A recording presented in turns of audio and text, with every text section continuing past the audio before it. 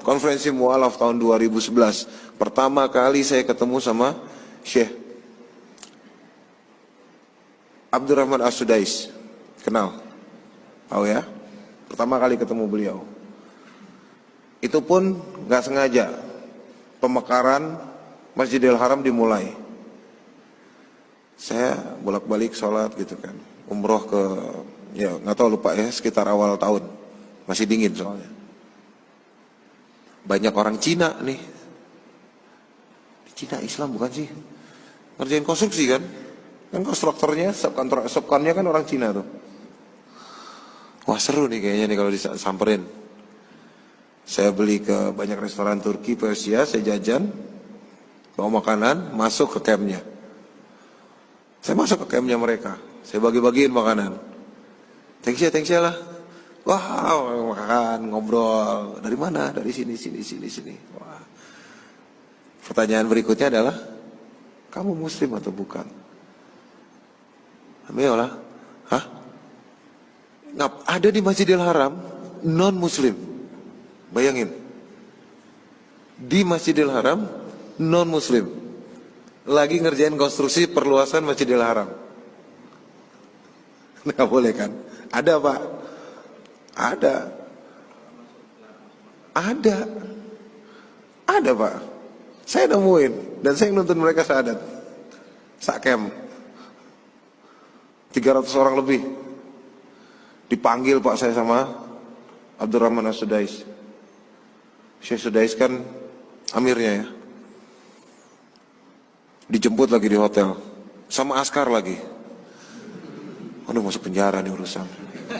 Itu yang pilihan pertama. Emang salah sih seharusnya jangan suuzon ya. Tapi karena yang jemput ada yang bawa senjata, pikiran saya di sel. Karena ada beberapa orang yang salah gerak sedikit kan di situ masuk sel. Aduh masuk penjara nih.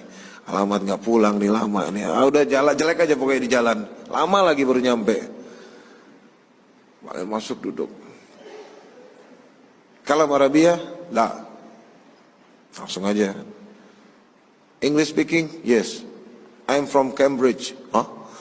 You sure? Yes. Abdurrahman As-Sudais, dia pernah sekolah di Cambridge. Dia bahasa Inggrisnya, silakan diadu. Apa yang kamu lakukan kemarin terhadap 317 orang? Waduh, dia tahu jumlahnya lagi. I'm just trying to convert them to Islam. Kenapa? Why? Karena itu lokasi Masjidil Haram, tidak boleh ada orang kafir di situ. Saya mau memberimu peraturan itu. Siapa lagi ditanya hadisnya lupa nomornya. Mau jawab salah nggak jawab makin salah nih.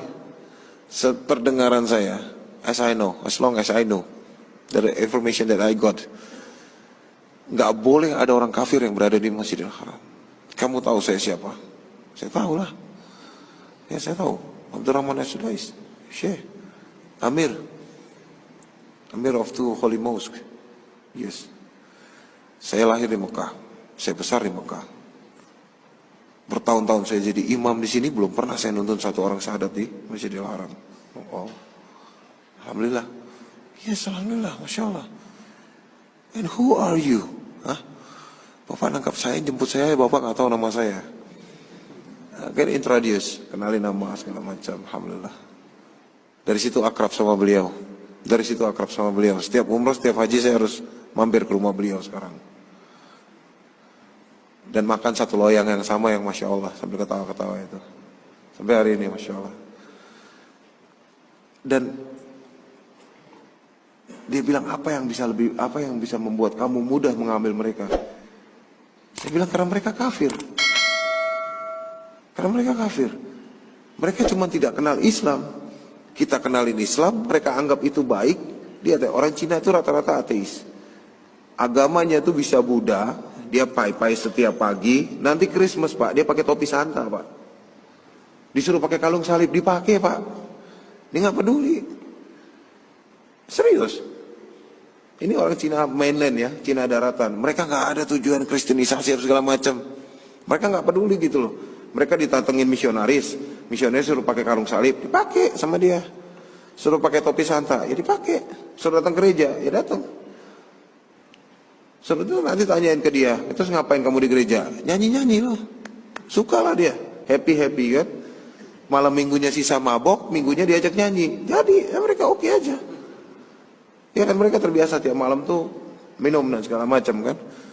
Mereka diajak nyanyi aja. Dan mereka nggak punya agama, jadi lebih gampang. Aku sampaikan itu ke Pak Sudais. Ya Pak Sudais, sebenarnya Pak lucu juga. Ya, Syekh Sudais tahu itu. Dan akhirnya dia bilang, ternyata memang lebih gampang mengajak orang yang belum Islam ke Islam. Dan bahkan saya boleh bilang lebih gampang ngajak orang hijrah. Orang yang tatoan Pak, kanan kiri luar dalam, lidah aja mungkin kalau bisa ditato sama dia Pak. Itu tindik itu udah di sini Pak. Itu jadi kalau habis makan yang ditusuk gigi di dalam gusinya tuh. Tindik di sini, bayangin. Tindik di mata, tindik di mana-mana. Ajak hijrah dilepas semua, sholat. Lebih gampang yang kayak gitu Pak. Daripada orang yang munafik yang sudah membenarkan apa yang salah dalam kehidupan dia. Nah anak-anak kita itu bagaimana kita Pak? Anak-anak itu bagaimana kita? Serius, mulai dari si kecil ini yang tadi keluar itu ya, masih mungil. Anak-anak itu gimana kita Pak? Kalau anak-anak nggak biasain datang ke masjid, nggak dibiasain ikut kajian, nggak dibiasain ikut kajian kecil di rumah butuh kajian nggak ya butuh. Anak saya cewek Pak 3. Kita kajian di rumah. Walaupun yang ngerti yang 2, yang 1 masih 1 tahun 2 bulan ya nggak mungkin ngerti ya. Saya bahas, ini loh ada hadis. Kalau Rasulullah SAW ngerti nggak tentang ini loh ceritanya? Oh iya, gimana Pi? Jelasin. Kajian di rumah kecil aja, nggak usah besar, nggak usah apa segala macam, kecil aja jelasin. Ya kan? Itu waktu-waktu yang sangat bermanfaat. Subuh ngejar fajar, ngobrol dulu ya. Random aja buka buku hadis random, ceder, bacain hadisnya, kasih tahu artinya. Membiasakan diri di rumah, anak-anak terbiasa Pak.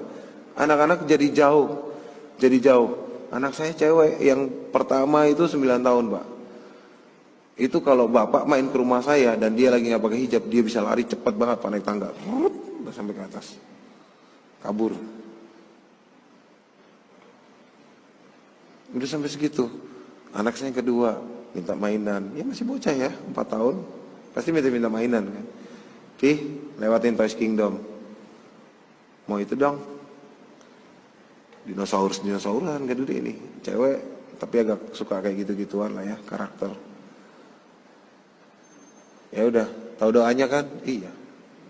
Minta sama Allah untuk kasih papi rezeki, udah. Akidahnya kita latih. Karena biar dia terbiasa. Karena begitu dia dewasa tidak terbiasa dengan Islam yang kita harus biasakan dan dia kenal Islam alanya dia dan ketemu sama gerombolan-gerombolan sekuler dan liberal, jadi plural otaknya dia, susah Pak belokinnya lagi. Serius. Sudah banyak korbannya. Kok anak saya murtad? Aduh. Banyak ya. Maksudnya ini WhatsApp setiap hari. Nomor saya ada di mualaf.com. Jadi orang tanya tentang bagaimana hijrah ke saya. Tanya bagaimana masuk Islam ke saya. Tanya bagaimana ngembaliin anaknya yang murtad ke saya juga. Telepon, WhatsApp, DM. Banyak. Alhamdulillah rame aja. Allah kasih kerjaan itu yang sibuk, Allah menyibukkan, Allah nggak sisain waktu saya untuk saya, nggak tahu lah ya, pekerjaan-pekerjaan yang kurang bermanfaat, misalnya main game di handphone. Kadang-kadang handphone kan di-install game buat, ada game pengetahuan namanya, pengetahuan Islam, TTS Islam, terus pertanyaan-pertanyaan Islam buat anak saya main. Kadang-kadang saya mainin itu kalau nganggur. Aduh nama Nabi yang mana ya? Ya, Ini kalau nggak dibiasain ke anak Pak, serius itu susah. Saya ketemu orang murtad yang nyalahin ibunya sendiri. Anaknya murtad, dia salahin ibunya. Mama nggak pernah ngajarin saya pakai hijab. Mama nggak pernah ngajarin saya tentang agama. Papa nggak pernah ketemu saya waktu saya kecil. Kalau sekarang saya murtad, yang dosa bukan saya, kalian. Dia tahu hukumnya. Wah ini pinter nih anak. Anak-anak milenial hati-hati ya, pinter-pinter loh. Generasi milenial, wah pinter-pinter, jago ngejawab. Nggak tahu belajar filsafat dari mana. Ya, tapi dia akan salahin orang tuanya, dan itu akan terjadi kalau kita cuek-cuek aja. Ajak-ajak anak ke kajian, cari kajian di sini kan banyak. Ajak ke kajian di rumah,